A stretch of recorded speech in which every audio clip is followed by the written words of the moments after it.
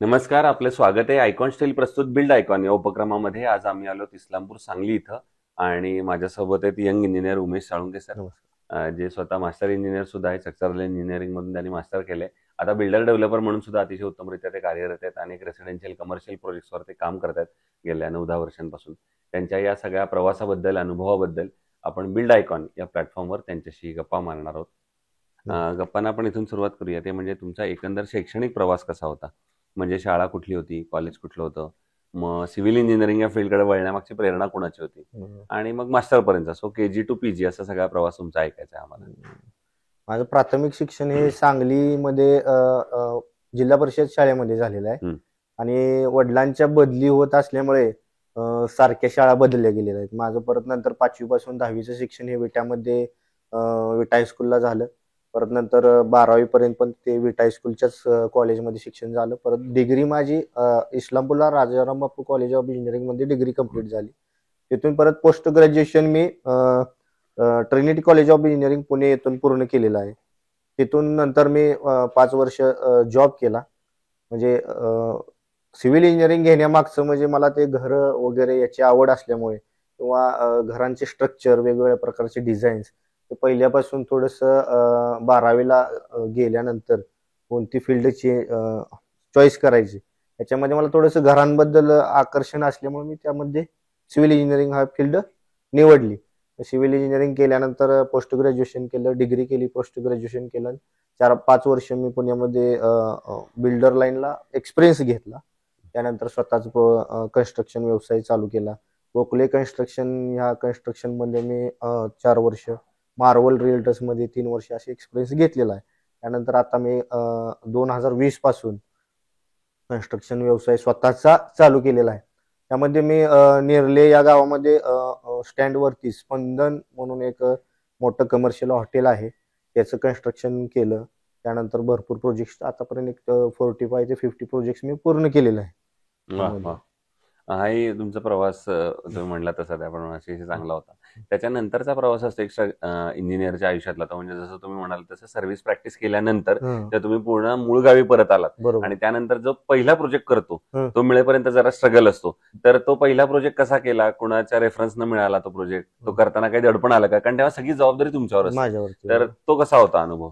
तो पुण्यावरून इथे आल्यानंतर कोविडमध्ये मी गावी परतलो, स्वतःचा काहीतरी व्यवसाय करावा ह्या उद्देशाने. सुरुवातीला मी इथे ऑफिस चालू केलं आणि थोडं ऍडव्हर्टायझिंग म्हणजे प्रोजेक्ट लोकांना प्लॅन काढून देणे, फ्रीमध्ये प्लॅन काढून द्यायचो. कोणाचे काय जागा मोजायचे, प्लॅन काढून द्यायचे, कोणाचं काय घर आहे, त्यामध्ये फ्रीमध्ये प्लॅन काढत गेलो.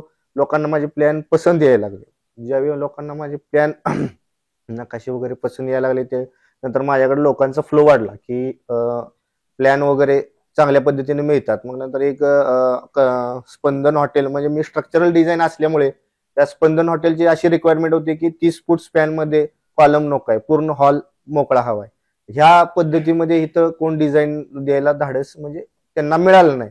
मग ते माझ्याकडे आले. मग ते म्हणलं मी त्या पद्धतीत बनवू शकतो. मी पुण्यात काम केलेलं आहे, त्या पद्धतीचं मोठे कमर्शियल प्रोजेक्ट केलेत, रेसिडेन्शियल प्रोजेक्ट केलेत. त्यांनी माझ्याकडून ते स्टील डिझाईन घेतलं, ते माझ्याकडं काम दिलं. कन्सल्टिंग बेसवर सुरुवातीचा मोठा प्रोजेक्ट तो केला. तो मोठा प्रोजेक्ट केल्यामुळे तो 10 महिन्यात प्रोजेक्ट 8,000 स्क्वेअर फूटचा प्रोजेक्ट आम्ही 10 महिन्यात कंप्लीट केला. मालकांचं पण त्यामध्ये सहकार्य राहिलं. 10 महिन्यात प्रोजेक्ट केल्यानंतर त्या ओनरने त्या प्रोजेक्टचं मोठं ओपनिंग केल्यामुळं त्यात माझी ऍडव्हर्टायझिंग आपोआपच त्या प्रोजेक्ट मध्ये झाली. ऍडव्हर्टायझिंग की हे काम चांगलं झालेलं आहे. नेरल्याच्या स्टँडवरती बघू शकाल तुम्ही स्पंदन हॉटेल म्हणून. काम चांगल्या पद्धतीने झाल्यानंतर मग तिथून मला हळूहळू कामं मिळत गेली. म्हणजे त्या मोठ्या सुरुवातीलाच मोठं काम मिळाल्यामुळे पुढचा प्रवास अजून सुरूच राहिला. बरोबर. आता येऊया या क्षेत्रातल्या काही प्रश्नांकडे. त्यातला पहिला प्रश्न असा आहे की या क्षेत्रात किंवा या भागात काम करताना तुम्हाला एक जाणवलं असेल, म्हणजे आणि पुण्यात पण तुम्ही पूर्वी काम केलेलं आहे, तर या भागामध्ये अकुशल कामगार किंवा अनस्किल्ड लेबरचं पर्सेंटेज फार जास्त आहे आणि अशा अकुशल कामगारांबरोबर काम करणं बऱ्याचदा धोकादायक सुद्धा ठरू शकतं. तर तुम्ही कशी परिस्थिती हाताळता साईटवर? शक्यतो आम्ही साईटवरती अकुशल कामगारांना भिगारी कामच लावतो. म्हणजे मिस्त्री काम हे अकुशल कामगाराला लावली जात नाही. जरी असेल तर तो मिस्त्री करून त्याला ट्रेनिंग दिलं जाते. 4 दिवस, 5 दिवस किंवा 8 दिवसाचं आम्ही ट्रेनिंग, बाबा हे कशा पद्धतीने काम केलं पाहिजे, यात काय सेफ्टी वापरली पाहिजे, सेफ्टी पद्धतीने क्या टेक्निकल नॉलेज काय केलं पाहिजे, की थांबून आम्ही त्यांना शिकवलं जातं. ज्यावेळी तो त्या पद्धतीचं काम करायला कॅपेबल होईल त्याच वेळी त्याच्यावरती जबाबदारी दिली जाते की बाबा ह्या पद्धतीचं तू काम कर. पण शक्यतो आम्ही अकुशल कामगार हे बेगारी काम वगैरे ह्यासाठीच वापरले जातात. बरोबर. आणि दुसरा एक प्रश्न आहे, आता तुम्ही दोन्ही भूमिका निभावतात. एक म्हणजे तुम्ही इंजिनियर म्हणून पण तुमचं काम चालू आहे आणि बिल्डर डेव्हलपर म्हणून पण काम चालू आहे. अशा दोन्हीमध्ये कस्टमरकडनं तुम्हाला एक वाक्य कायम ऐकायला आलं असेल, ते म्हणजे आमचं बजेट थोडं कमी आहे आणि एवढ्याच बजेटमध्ये आता बसवून द्या. पण एक बिल्डर म्हणून किंवा इंजिनियर म्हणून तुम्हाला कायमच एक दर्जेदार बांधकाम करणं हे तुमची जबाबदारी असते. तर त्याच्यामुळे बजेट आणि दर्जा या दोन्हीची सांगड मग तुम्ही कशी घालता अशा वेळेला? बजेट आणि दर्जा यामध्ये आपण त्यांना म्हणजे त्यांच्या बजेटमध्ये आपण घर बसवून देतो. म्हणजे समजा त्यांचं बजेट एक 10 लाख रुपये आहे. 10 लाख रुपये बाबा एक 700 स्क्वेअर फूट 800 स्क्वेअर फूट एवढं काम होईल, पण ते क्वालिटीमध्ये काम होईल ह्या पद्धतीने आपण त्यांना सांगितलं जातं. आणि मटेरियल चॉईस करताना जे आपल्या क्वालिटीचं मटेरियल चॉईस केलं जातं आणि बजेटेडमध्ये त्यांना मटेरियल चॉईस करून दुकानांमध्ये सांगितलं जातं. त्या पद्धतीने आपण त्यांना ते बजेटेडमध्ये काम बसवून देतो. बरोबर आहे. पुढचा प्रश्न आता थोडा वेगळा आहे या सगळ्यापेक्षा. तो म्हणजे असं आहे, जसं तुम्ही मूळचे इथले आहात किंवा इथं काम करताय आता, तर सांगली जिल्ह्याच्या विकासाचं विजन एक इंजिनियर आणि बिल्डर डेव्हलपर म्हणून जर विचारलं तर तुमच्या डोळ्यासमोर कुठली क्षेत्र येतात, कुठली सेक्टर येतात, ज्या सेक्टरवर आता काम झालं पाहिजे जर पुढच्या 10-15 वर्षात आपल्याला सांगलीचा एक सर्वांगीण विकास हवा असेल, पुण्या मुंबई सारखं आपल्याला पुढे न्यायचं असेल, तर तुम्हाला काय वाटतं? सांगलीमध्ये पहिल्यांदा इंडस्ट्री डेव्हलपमेंट चांगल्या प्रकारे झाली पाहिजे.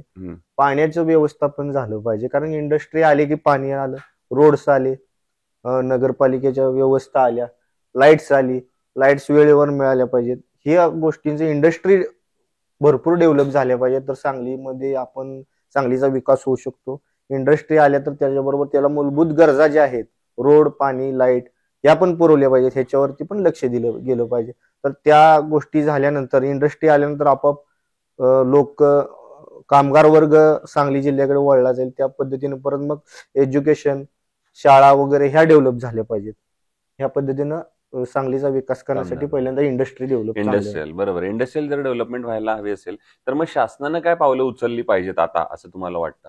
शासनानं पावलं उचलली म्हणजे आता सध्या चालूच आहे डेव्हलपमेंट. रोड्स चालू आहेत, पाणी, परत जागा, जमिनी जी आहेत ते हस्तांतर करणे, ह्या पद्धती सोप्या पद्धतीने झाल्या पाहिजेत. की बाबा जमिनीचे जे नियमितीकरण करून ते हस्तांतर करण्यासाठी किंवा NA वगैरे ह्या गोष्टी सोप्या पद्धतीने झाल्या पाहिजेत.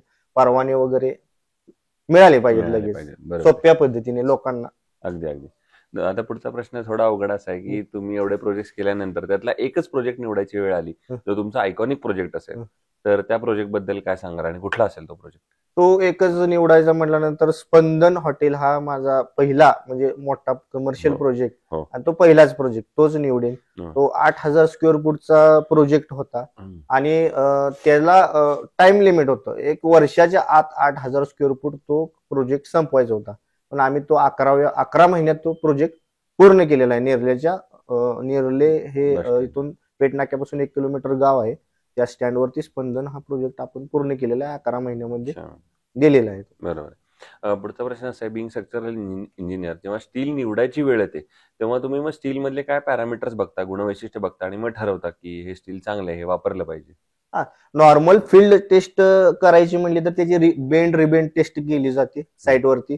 बेंड रिबेंड करताना ते तुटतंय का स्टील किंवा त्याचे बर उडते का हे टेस्ट केले जातात. परत लॅबमध्ये टेस्ट करायची म्हणलं तर टेन्साईल स्ट्रेंथ वगैरे ते काही लॅबमध्ये आपण करून घेतो. स्टीलची टेन्साईल स्ट्रेंथ किती आहे, किती प्रेशरला ते लोड घेऊ शकतं, त्यात आम्ही स्ट्रेंथच्या टेस्ट करून घेतो.